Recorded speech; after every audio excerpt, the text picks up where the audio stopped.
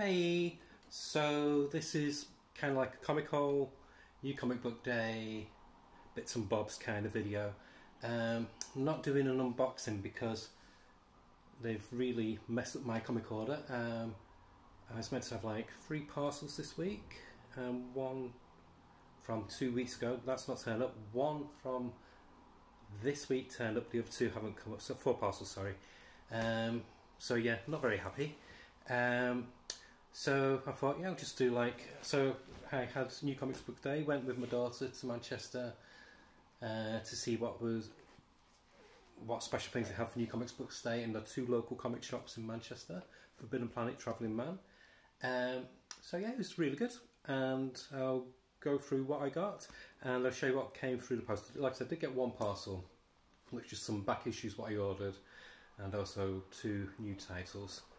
But we'll start with those then. So in the new titles, what came through was Batman 900. Not read it yet. Look forward to it because I want this story arc to finish. I really do not like this story arc, but apparently this kind of like redeems it. But I think that seems to been consensus. I like Chip Zdarsky normally, but no, it's not done much for me.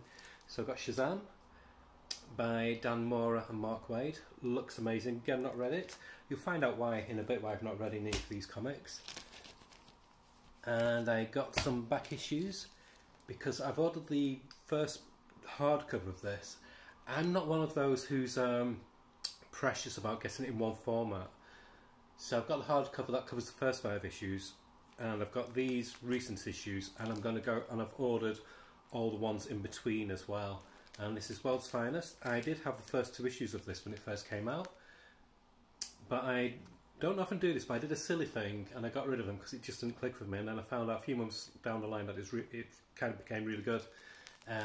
So I really first time I really had FOMO, and I really did kick myself for it, so I've redeemed myself by getting it now. So that's issue 12, issue 13, and issue 14, and again it's got Metamorpho, so I'm a sucker for that.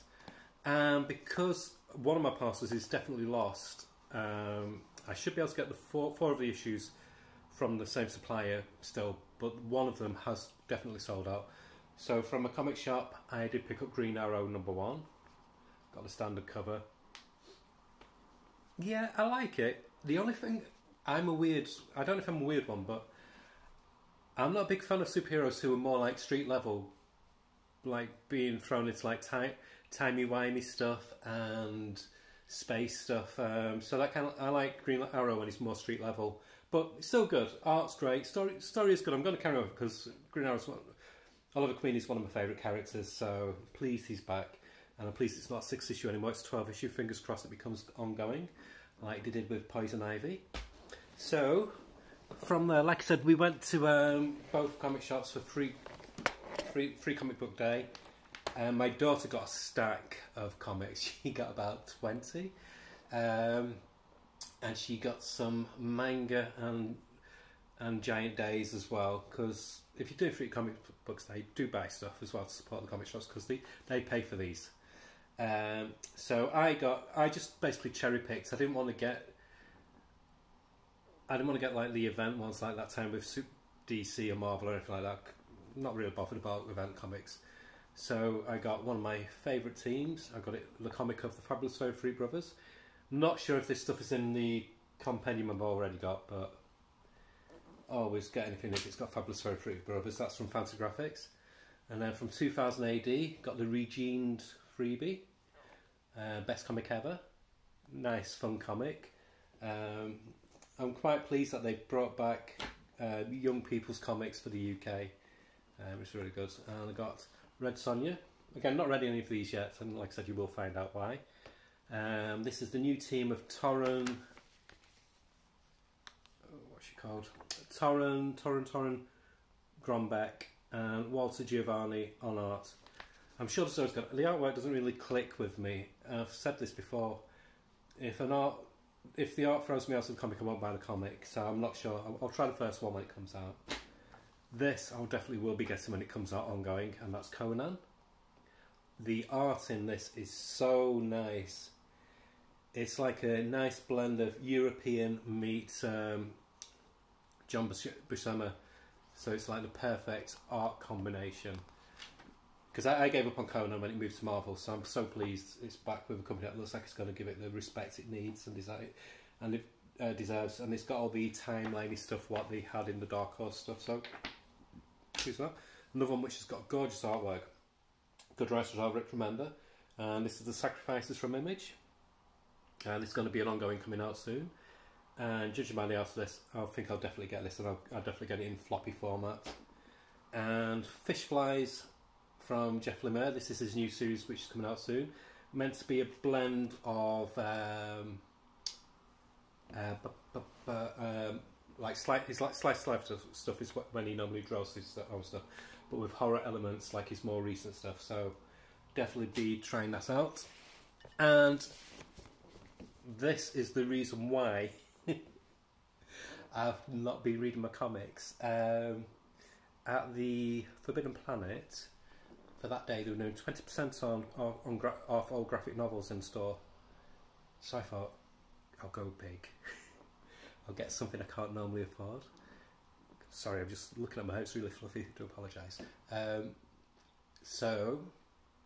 they had, I didn't see it at first, I was looking on the shelves, they had some others what took my eye, but this is one I really, really wanted because I've not read it in 20 years. I wanted just to rekindle my memories of it.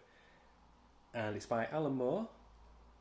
And like I said, I couldn't find it anywhere, so I was just going to get something else. And I was walking past this box, and there's one in the box. It looked like it hadn't been put out yet, so I quickly snatched it. It's perfect condition, nothing wrong with it. And that's the Tom Strong Compendium. All 36 issues of the original series. Majority of it written by Alan Moore, majority drawn by Chris Sprouse. But you've also got contributions from writers like Ed Brubaker, Jeff Johns, etc. And art. You also have art by people like David Gibbons, Jerry Ordway, and a lot of other Hilary Barter and lots of others as well. I've read the first 8 issues, and oh my god, it's better than I remember. I don't think I was ready for it the first time. Didn't really have my head round, because we're talking like 1999, so I didn't really have, look at that cover, sorry, it's just amazing. Didn't really have my, great Alex Ross cover. Didn't really have my head in the right place for like taking on comics that celebrated the ridiculousness of comics and the nostalgia factor of comics. Because this was like 1999 when I was still very much deep into Vertigo and the grim and gritty comic, which this so isn't. This is just full of joy, full of positivity, full of sheer escapism, just full of ridiculousness. It gives me the same feel what you get from World's Finest. Mark Waid seems to have taken a leaf out of this and infused it into his current run of DC titles. So yeah, it's such a pleasure. The artwork is immaculate. The storytelling is just so good. It shows that people forget that Alan Moore he wrote comedy in his comics before he got recognised. Things like Swamp Thing and that lot, like the strip he did in Sounds, The Stars My Degradation.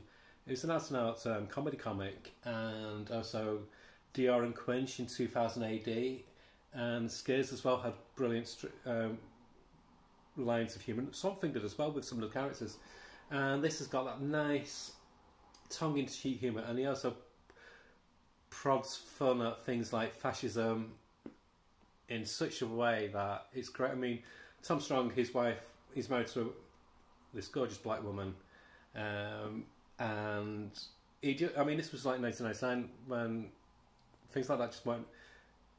Comics have come on a long way, but back in the late 90s, we weren't that progressive. And it's just a fantastic comic. It's just great fun.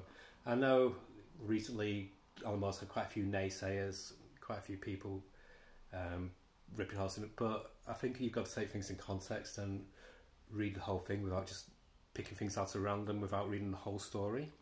And if you know the history of Alan Moore, then you know what you're picking holes in isn't actually true, because he's actually critiquing, and that's why he puts that in. But there we go, people like to be reactionary. But yeah, so fantastic. I am going to get the top 10. In fact, I'm going to do an episode soon. Be a very short one. I'm just going to give you my bucket list of trades, omnibuses and compendiums that I want to get in this year and next year. And like I said, top 10 is high on the list. And another one that's high on the list is the new Sandman Mystery Theatre compendium. I just love the compendium format. Yeah, it's chunky, it's big, but it's not as heavy and unwieldy as an omnibus. Omnibuses look great on the shelf, but they're a bugger to read off the shelf. And I'm puny, I have no muscle, so I can't, it hurts. So there we go, that's what I got.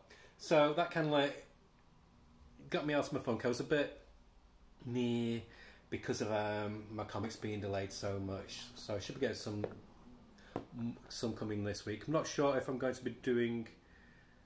My videos will be a bit sporadic for the next few weeks because with my new job I have different shifts, and this week I'll be doing a 7 till 3 and the week after I'll be doing a 7 till 3, so I'll see if I have any energy after all that. Got my daughter this weekend, so I might do a video later on if I get some boxes, but it'd just be a quick one and do some unboxing, but after that it might be next week or the week after. Okay, anyway, hope if you're in the UK, hope you've had a nice bank holiday. Everybody else, hope you've had a nice weekend, and I shall see you soon. Bye. Bye bye.